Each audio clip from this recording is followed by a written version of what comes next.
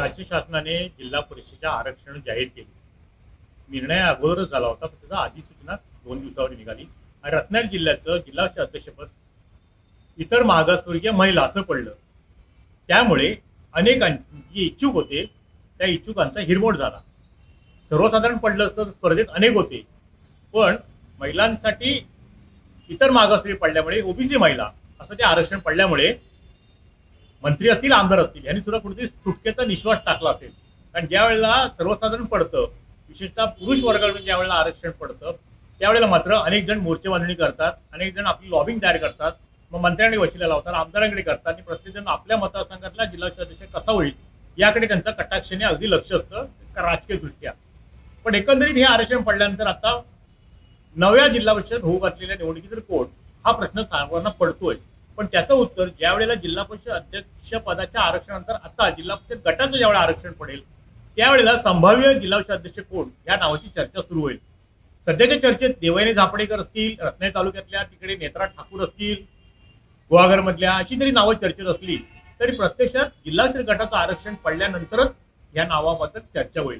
पण एकत्र रत्नागिरी जिल्ह्यातल्या जिल्हा परिषदच्या निवडणुकीचा आपण जर सारासार विचार केला तर मावळत्या जिल्हा परिषदमध्ये एकूण 55 सदस्य होते, त्यापैकी 39 शिवसेनेचे होते, 15 राष्ट्रवादी दोन्ही एकत्र असताना होते आणि एक काँग्रेसचा होता.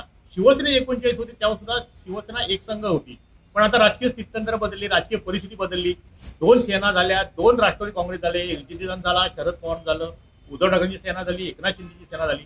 मग एकंदरीत साऱ्या घडामोडीमध्ये युती होईल असं उदय सामंत सांगतायत, प्रदेशाध्यक्ष रवींद्र चव्हाण सुद्धा सांगतायत. पण खरोखर युती झाली तर महायुती सत्ता येईल असं निर्विवादपणे राजकीय मंडळीचा सुद्धा ओरा आहे. जर युती झाली नाही तरी शिवसेनेला खात्री आहे की आपण सहभागी येऊ शकतो. पण दुसऱ्या बाजूला उभाटाची परिस्थिती तशी पाहायला गेलं तर थोडीशी जरा नाजूकच आहे. गुहागरचे आमदार भास्कर जाधव यांच्याकडे महाविकास आघाडीची विशेषतः शिवसेना उद्धव ठाकरे गटाची कमान आहे. ते त्या मतदारसंघात कितपत आपली जिल्हा सदस्य निवडून आणतील. एकंदरीतच काय की रत्नागिरी संगमेश्वर मतदारसंघ असेल, चिपळूण संगमेश्वर मतदारसंघामध्ये राष्ट्रवादी काँग्रेसचे अजितदादा पवार गटाचे शेखर निकम आहेत, लांजा राजापूरला किरण सामंत स्वतः आहेत, तिकडे मंडळगड तापोलीला योगेश कदम आहेत, ते मंत्री आहेत, 2 मंत्री शिवसेनेचे, आमदार आहेत 1-2 शिवसेनेचे. अशी सारी परिस्थिती असताना या जिल्हा परिषदमध्ये नेमकी कोणाही सत्ता येईल तर सध्याच्या परिस्थिती विचार केला की ही एक कार्यकारिणीची निवडणूक आहे. विधानसभा झाली, लोकसभा झाली आणि कार्यकर्त्यांसाठी आता नेत्यांची प्रतिष्ठा पडायला लागली. रत्नागिरी जिल्ह्यामध्ये युती झाली तर प्रदेशाध्यक्ष रवींद्र चव्हाण, खासदार नारायण राणे साहेब किंवा मुख्यमंत्री नितेश राणे, पालकमंत्री उदय सामंत, आमदार भैया सामंत, तिकडे मंत्री योगेश कदम, किंबोरा रामदास कदम ज्येष्ठ, या सर्वांची प्रतिष्ठा पडायला लागणार आहे. युती झाली नाही तरी यांची प्रतिष्ठा पडायला लागणार आहे. त्याचबरोबर उभाटा गटाचा विचार केला तर इकडे बाळमाने उपनेते आहेत, तिकडे भास्करराव जाधव आहेत, चिपळूण संगमेश्वरमध्ये राष्ट्रवादी सोबत असेल तर ठीक, काय तर पुन्हा भाजपमध्ये प्रशांत यादव गेलेले आहेत शेखर निकमांच्या विरोधात, तिथं सुद्धा त्यांनी कडवी लढत दिली. गुहागरमध्ये सुद्धा राजेश बेंडल यांनी भास्कर रावांबरोबर निकराची झुंज दिली होती. तिथे सुद्धा शिवसेनेने आपली ताकद चांगल्या प्रकारे तिथे निर्माण केलेली आहे.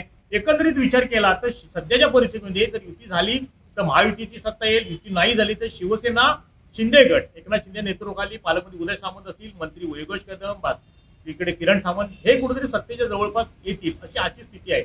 परंतु एकंदरीतच ही निवडणूक कधी होणार आहे, कधी जाहीर होणार आहे, त्यापेक्षा जिल्हा परिषद अध्यक्ष इतर मागासवर्गीय वर्गाचा महिला कोण असेल हे मात्र जिल्हा परिषदच्या गटातील आरक्षणानंतरच दिसून येणार आहे.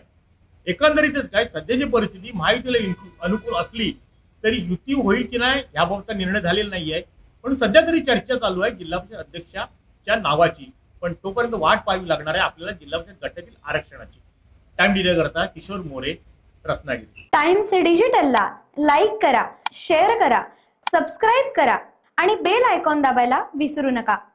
Times digital.